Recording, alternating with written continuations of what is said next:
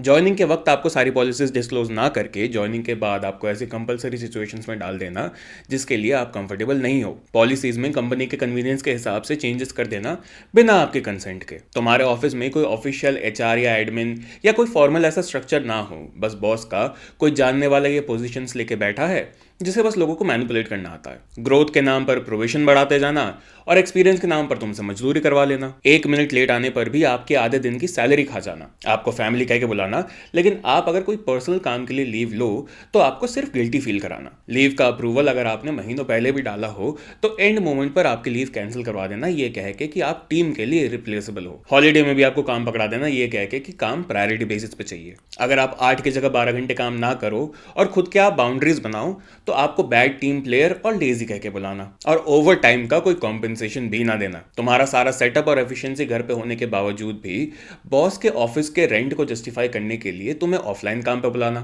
अगर टीम में किसी को कुछ नहीं भी आता है तो उसका काम भी तुम्हें पकड़ा देना। यहां तक कि तुम्हें मैनेजर का भी काम पकड़ा देना। 3 लोगों का काम तुमसे करवाने के बाद भी तुम्हें फेयरली कंपेंसेट ना करना, तुम्हें कोई बोनस भी ना देना और तुम्हारी प्रमोशन तक रुकवा देना। अच्छा काम करने पर तुम्हें रेस की जगह और रेस्पॉन्सिबिलिटीज पकड़ा देना। मैनेजर का ओवर कमिट कर देना तुमसे बिना पूछे कि तुम वर्कलोड हैंडल कर पाओगे भी या नहीं। छोटी छोटी बातों पर तुम्हें टॉन्ट मारना, तुम्हें इंसल्ट करना और 600 जगह पे माइक्रो मैनेज करना। आखिर में इंक्रीमेंट के वक्त कोई सिली सा बहाना देके तुम्हारा इंक्रीमेंट और प्रमोशन रुकवा देना। तुमसे हफ्तों यहां तक कि महीनों तक नोटिस पीरियड सर्व करवाना, लेकिन अगर तुम ले ऑफ हो जाओ तो उसी दिन तुम्हारा डेस्क खाली करवा के तुम्हें निकाल देना। और अगर तुमने खुद रेजिग्नेशन लेटर दिया है तो तुम्हारे कंपनी के साथ बाकी का टाइम नर्क बना देना। अगर आपके साथ भी ये चीजें हो रही है तो भैया समझ जाओ कि तुम गलत जगह फंस गए हो और अब टाइम आ गया है अपना रेजिग्नेशन लेटर लिखने का। क्योंकि रेगुलर बेसिस पे आपके साथ अगर ये चीजें हो रही है तो सबसे पहले तो आपका सेल्फ एस्टीम डूब जाएगा। आप धीरे धीरे होप खो दोगे कि यही है जो है, इसके अलावा जिंदगी में तो और कोई जरिया ही नहीं है। आपको बर्नआउट हो जाएगा जिससे आपकी प्रोडक्टिविटी खत्म हो जाएगी,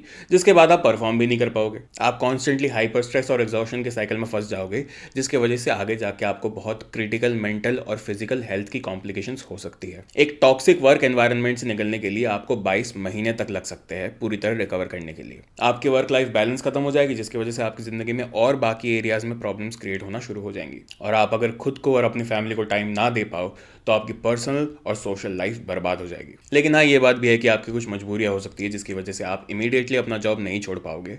जैसे कि आपकी फैमिली की रिस्पॉन्सिबिलिटी सिर्फ आपके ही सर पे है। आप किसी मेजर परचेज के लिए सेव कर रहे हो या आपने ऑलरेडी वो परचेज कर लिया हो जिसके अभी तक ईएमआई चल रही हो। आपके पास अभी अपने आप को सस्टेन करने के लिए एनफ सेविंग्स ना हो। आपका यही ड्रीम जॉब हो लेकिन जहां पे आप अभी काम कर रहे हैं उसके अलावा और किसी जगह पे ओपनिंग ना हो। आपने पहले भी अनएम्प्लॉयमेंट एक्सपीरियंस करा हो और उस टाइम आपको कोई रेस्पेक्ट नहीं करता था क्योंकि आप पैसे नहीं कमा पा रहे थे और वो एक्सपीरियंस आप फिर से नहीं दोहराना चाह रहे हो। तो अगर आपको इन मजबूरियों की वजह से अपनी नौकरी में टिके भी रहना पड़ रहा है तो इन कुछ चीज़ों का ध्यान रखो। एक प्रॉपर वर्क लाइफ बैलेंस बना लो जिसमें तुम्हारे काम के बाद भी तुम्हारे कुछ हॉबीज हो, कुछ इंटरेस्ट हो और एक सोशल लाइफ हो। अगर आपको कोई काम नहीं आता, आपके बैंडविड्थ से बाहर है या आपको काम वर्किंग आवर्स के बाद पकड़ाया जा रहा है तो ना बोलना शुरू कर दो। अपनी सेल्फ रिस्पेक्ट के सामने एक लकीर खींच दो जिसके अंदर आके तुम्हारा मैनेजर अगर तुम्हें कुछ सुना रहा है तो या तो तुम सीधे उसके खिलाफ जाके कंप्लेन कर दो एचआर से या उसे शांति से समझा दो कि तुम काम पे क्रिटिसिज्म ले सकते हो, खुद पे नहीं। अगर फिर भी तुम्हारा मैनेजर तुमसे डिसेंटली बात नहीं कर रहा है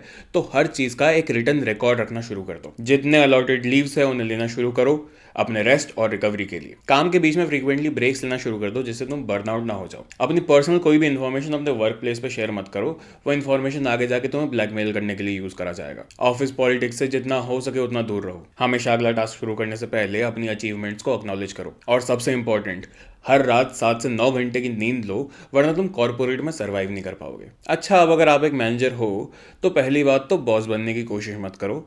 तुम ये कंपनी नहीं चलाते, तुम्हारे डिसीजंस आगे बोर्ड मीटिंग में डिस्कस नहीं हो रहे हैं।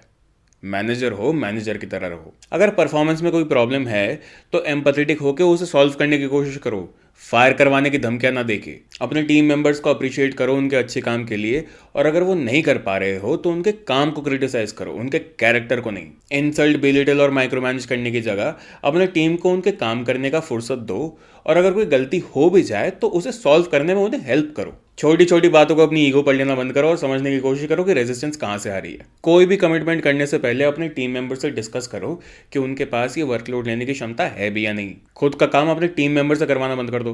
वो कंपनी का काम करते हैं, तुम्हारी नौकरी नहीं। और अगर कोई ओवरवर्क है तो उसे जितना हो सके उतना सपोर्ट करने की कोशिश करो अपने तरफ से। उसे अंडर अप्रिशिएट और अंडर पे करने की जगह अपने टीम मेंबर्स को उनके प्रोग्रेस के लिए अप्रिशिएट करो, परफेक्शन की एक्सपेक्टेशन छोड़ के। अगर किसी की एफिशिएंसी रिमोट वर्क में ज़्यादा है तो उसे ऑप्शन दो रिमोटली काम करने का। जो जहाँ क्रेडिट डिजर्व करता है उसे वहाँ क्रेडिट दो। सिंपल सी बात है यार।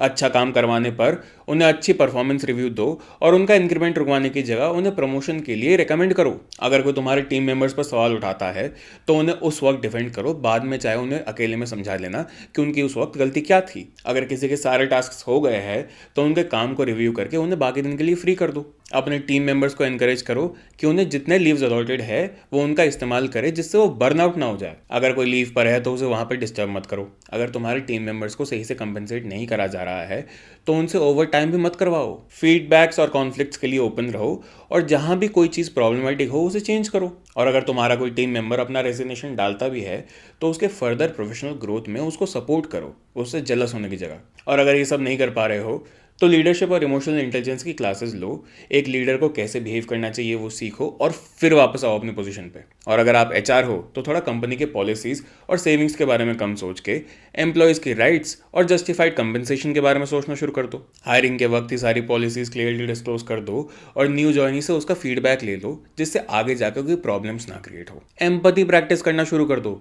अगर किसी के कहीं पर परफॉर्मेंस में प्रॉब्लम आ रही है तो उनसे बात करो कि प्रॉब्लम्स कहाँ पे आ रही है और उन प्रॉब्लम्स का सोल्यूशन निकालने की कोशिश करो, उन्हें फायर करवाने की जगह। और अगर तुमसे ये नहीं हो रहा है तो एक प्रोफेशनल साइकोलॉजिस्ट को हायर करो जो काउंसलिंग के मदद से तुम्हारे एम्प्लॉयज़ की हेल्प कर सके। एम्प्लॉयज़ के साथ अच्छे रिलेशंस बनाने शुरू कर दो, जिससे अगर बाद में जाके कोई प्रॉब्लम्स आए उनको तो वो तुम्हारे पास कॉन्फिडेंटली आ सके। और अगर कोई आपसे कॉन्फिडेंशियलिटी में बात करे या किसी की कंप्लेन करे तो उस सिचुएशन को ऐसे हैंडल करो कि किसी को हिंट भी ना हो कि आपने किससे बात करी है। और अगर कोई अपने रिस्पॉन्सिबिलिटीज से ज़्यादा काम कर रहा है तो वो जो भी अपनी सैलरी डिमांड कर रहा है उसे मीट करो, क्योंकि अगर वो डिससेटिस्फाइड होकर निकल गया तो उसकी जगह आपको 3 और लोगों को हायर करना पड़ेगा जिनकी सैलरीज उस इंसान की डिमांड से कहीं ज़्यादा होगी। अगर कोई ओवर टाइम कर रहा है तो उसे फेयरली कंपनसेट करो। अगर कोई ओवरवर्क या बर्नट आउट फील कर रहा हो तो उसे ब्रेक्स या लीव्स लेने में एनकरेज करो। इंक्रीमेंट्स और प्रमोशंस टैलेंट के बेसिस पे करो, प्रोफेशनल बायसेस के बेसिस पे नहीं। और लोगों की सैलरी टाइम पे देना शुरू कर दो। लोग सैलरी के लिए काम करते हैं, कोई भी अपना एक्सपीरियंस बढ़ाने के लिए काम नहीं करता। और आखिर में, अगर आप एक चिंदी कंपनी के बॉस हो तो स्वागत है आपका इस कॉन्वर्सेशन में। कहाँ थे आप जब आपके एम्प्लॉयज़ दिन रात मेहनत करके आपकी डेडलाइंस मीट कर रहे थे? और अच्छा, वेकेशन पे। अच्छा, आपके बैंक अकाउंट में इस क्वार्टर आपके प्रॉफिट्स भी आए होंगे आपके एम्प्लॉयज़ के काम की वजह से। लेकिन वो मैनेजर और एचआर तो कह रहे थे कि इस बार कंपनी के पास इतने रिसोर्सेज नहीं है बोनस देने के लिए। आपने उसको उठा के मैनेजर बना दिया जो लोगों को मैनिपुलेट करके चुप करा सके, जो डिजर्विंग और टैलेंटेड है या जिसकी लोग सुनते हैं उसकी जगह अपने हिसाब से बिना किसी को पूछे पॉलिसीज भी चेंज करा दी। लोग वर्क फ्रॉम होम में कंफर्टेबल हो रहे थे आपके रेंट करे हुए ऑफिस की जगह, तो आपने वर्क फ्रॉम ऑफिस फिर से मैंडेटरी करवा दिया, चाहे लोग कहीं से भी आए। आप भी कम से कम पैसे देके अपने एम्प्लॉय से ज़्यादा काम निकलवाना चाहते हो ना, और अपने कन्वीनियंस के हिसाब से लोगों को बिना किसी वार्निंग के ले ऑफ भी करवा देते हो। आज ये हाल है आपकी इन हरकतों की वजह से कि आपके एम्प्लॉयज़ भी आपकी कंपनी से तंग आ चुके हैं और उनमें भी ये माइंडसेट बन चुका है कि उन्हें जितना पैसा मिलेगा वो सिर्फ उतना ही काम करेंगे, उससे ज़्यादा कुछ भी नहीं करेंगे। क्योंकि ना तो वो अपने काम में अप्रिशिएटेड फील करते हैं, ना ही उनको अपनी डेडिकेशन का कोई कंपेंसेशन मिलता है। शायद आपकी कंपनी के ज़्यादा दिन भी ना बचे हो अब, क्योंकि आपके एम्प्लॉयज़ आपके मैनेजमेंट और एचआर से परेशान है, मैनेजमेंट कमिटमेंट्स और डेडलाइन से परेशान है,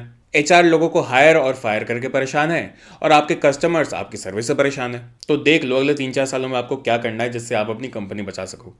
मैं तो कहूँगा अभी भी टाइम है, सुधर जाओ। खैर, अगर कोई अभी भी यहाँ तक ये वीडियो देख रहा है तो शायद तुम भी एक थैंकलेस जॉब में फंसे हुए हो। तो बस इतनी सी कुछ बातें समझ जाओ कि तुम्हारी नौकरी तुम्हारी पूरी ज़िंदगी नहीं है, वो बस एक पैसे कमाने का जरिया है।